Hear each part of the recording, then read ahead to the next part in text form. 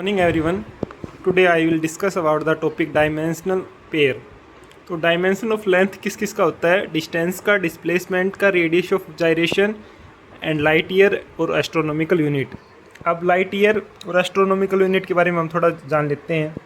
Light year क्या होता है कि अर्थ की पूरे एक साल के अंदर कितना डिस्टेंस ट्रेवल किया उसने, तो इसकी वैल्यू क्या होती है? 9.46 इंटू 10⁻15 मीटर।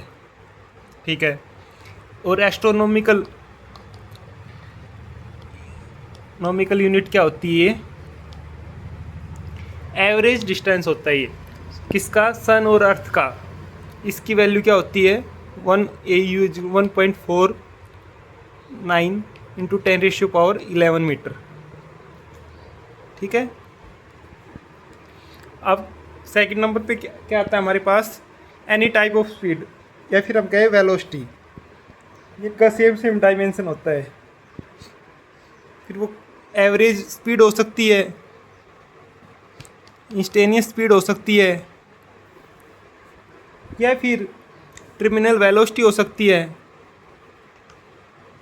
या क्रिटिकल वेलोसिटी हो सकती है, या फिर हमारे पास एस्केप वेलोसिटी हो सकती है, एस्केप वेलोसिटी, या फिर हम कहें ऑर्बिट वेलोसिटी। जो हम ग्रेविटेशन के अंदर पढ़ते हैं, इनके बीच में रिलेशन भी होता है। Escape velocity √2 times of orbital velocity, ये भी पढ़ते हैं हम। फिर आता है एनी टाइप ऑफ फोर्स। फिर बशर्ते वो फोर्स कुछ भी हो सकता है, थ्रस्ट के रूप में हो सकता है, वो टेंशन के रूप में हो सकता है। तो मैं इसका एग्जांपल लिखता हूँ: थ्रस्ट, टेंशन। और इसके अलावा विस्कोस फोर्स कहाँ पे होता है? किसी भी लिक्विड में, जैसे कि शहद के अंदर। और ड्रैग फोर्स क्या होगा? एयर रेजिस्टेंस की वजह से ड्रैग फोर्स। Friction force. इसके अलावा हम लेना चाहें तो restoring force, conservative, non conservative, या फिर हम कहना चाहें कि इलेक्ट्रोस्टैटिक या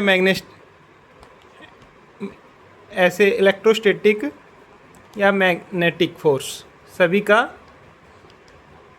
एक ही डायमेंशन रहेगा। फिर वर्क और एनर्जी में both are same dimension.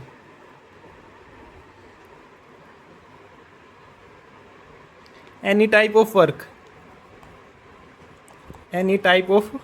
Work. इसके अलावा हीट और एनर्जी का भी। फिर एनर्जी जो भी हो, मैकेनिकल भी हो सकती है, वो इलेक्ट्रिकल भी हो सकती है, पोटेंशियल एनर्जी भी हो सकती है, काइनेटिक एनर्जी भी हो सकती है। सभी का डायमेंशन एज ए वर्क ही होएगा। ठीक है। इनके अलावा टॉर्क का भी dimension same as a work. इसी को कहते हैं मोमेंट ऑफ फोर्स। ठीक है।